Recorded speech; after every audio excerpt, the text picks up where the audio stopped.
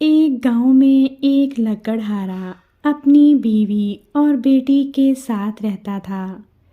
وہ لکڑیاں بیچ کر اپنا گزارا کرتا۔ ایک دن وہ جنگل میں جا رہا تھا۔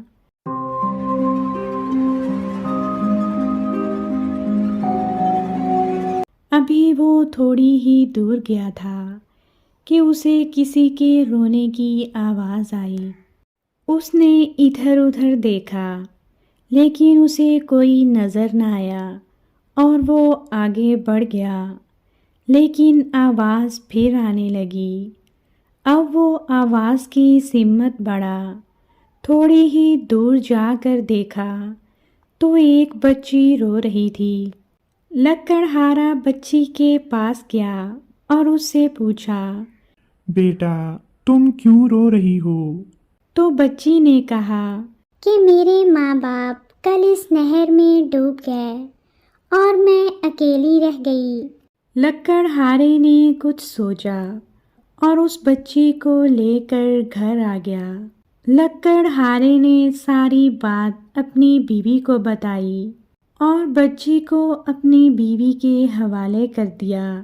لکڑہارے کی بیوی نے کہا، آپ کو پریشان ہونے کی کوئی ضرورت نہیں، میں اس کا اپنی بیٹی کی طرح خیال رکھوں گی۔ لکڑہارا بچی کو اپنی بیوی کے حوالے کر کے خود لکڑیاں کاٹنے چلا گیا۔ آج اسے لکڑیاں لے کر بازار جانا تھا۔ وہ بازار گیا تو ایک فیکٹری کے سیٹھ نے اس سے کہا کہ آج سے تمہاری ساری لکڑیاں میں ہی خریدوں گا۔ یہ سن کر لکڑہارا بہت خوش ہو گیا۔ سیٹھ نے اسے دگنی رقم دی تھی۔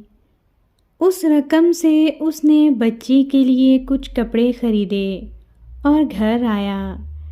گھر آ کر اسے پتہ چلا کہ بچی کا نام ایمن ہے۔ دوسرے دن وہ پھر بازار گیا۔ آج سیٹھ نے اس سے کہا کہ مجھے اپنے کام کے لیے ایک ایماندار آدمی کی ضرورت ہے اور تم اس کام کے لیے بہترین رہو گے، کیا تم یہ کام کرو گے؟ لکڑہارے نے خوش ہو کر ہاں کر دی اور دوسرے دن سے کام پر جانے لگا۔ سیٹھ نے اس کی آمدنی میں مزید اضافہ کر دیا۔ اسی طرح دن گزرتے رہے اور لکڑہارا دن دگنی رات چگنی ترقی کرتا رہا۔